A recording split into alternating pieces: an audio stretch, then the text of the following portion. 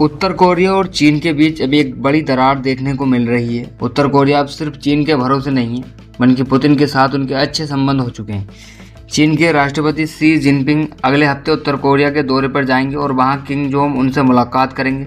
दोनों देशों के सरकारी मीडिया के मुताबिक यह यात्रा 8 से 9 जून तक होगी। जिनपिंग ने इससे पहले 2019 में प्योंगयांग का दौरा किया था। यह यात्रा ऐसे समय हो रही थी जब कुछ हफ्ते पहले ही जिनपिंग ने बीजिंग में रूसी राष्ट्रपति व्लादिमीर पुतिन की मेजबानी की थी। रूस और चीन दोनों ही उत्तर कोरिया की विदेश नीति में बेहद अहम भूमिका निभाते हैं। कुछ साल पहले तक उत्तर कोरिया पर चीन का दबदबा था, लेकिन अब हालात बदल रहे हैं। यूक्रेन युद्ध के बाद रूस और उत्तर कोरिया की नज़दीकी बहुत ज़्यादा बढ़ गई है, यानी कि अब उत्तर कोरिया सिर्फ चीन के भरोसे नहीं है। चीन उत्तर कोरिया का सबसे बड़ा आर्थिक और राजनीतिक साझेदार है। उत्तर कोरिया अपने परमाणु हथियार कार्यक्रम और मानव अधिकार उल्लंघनों के आरोपों के कारण लंबे समय से अंतर्राष्ट्रीय प्रतिबंधों का सामना कर रहा है। ऐसे में चीन उसके लिए सबसे अहम सहारा बना हुआ है। चीन और उत्तर कोरिया के बीच करीब 1400 किलोमीटर लंबी सीमा है। दोनों देशों के बीच रक्षा संधि भी है, जो चीन के किसी भी देश के साथ एकमात्र सैन्य संधि। इस समझौते के तहत यदि किसी एक देश पर हमला होता है तो दूसरा उसकी मदद करेगा। इस साल इस संधि के 65 साल पूरे हो रहे हैं। किम जोंग के लिए शी जिनपिंग की यह यात्रा बहुत महत्व रखती है। कोविड महामारी, अंतर्राष्ट्रीय अलगाव और फिर यूक्रेन युद्ध में रूस का साथ देने के बाद उत्तर कोरिया खुद को पहले से ज़्यादा मजबूत और प्रभावशाली दिखाने की कोशिश कर रहा।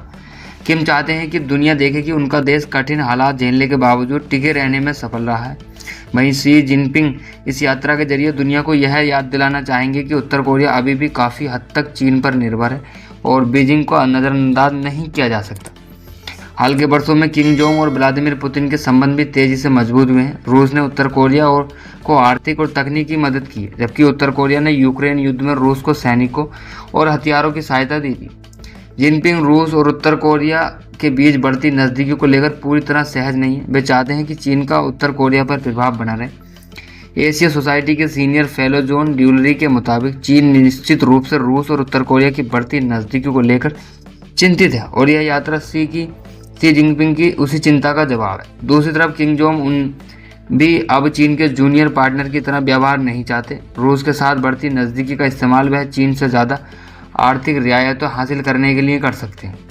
कुछ साल पहले तक किम जोंग उनकी स्थिति कमज़ोर दिखाई दे रही थी। 2019 में ट्रंप ने उनके साथ परमाणु वार्ताओं को समाप्त कर दिया था, जिससे प्रतिबंध हटने की उम्मीद खत्म हो गई थी। इसके बाद कोविड महामारी के दौरान उत्तर कोरिया ने अपनी सीमाएं बंद कर ली थी। इससे चीन के साथ व्यापार लगभग ठप हो गया था, जबकि चीन ही उत्तर कोरिया के लिए सामान और विदेशी मुद्रा का सबसे बड़ा स्रोत है। लेकिन महामारी के बाद हालात बदल गए।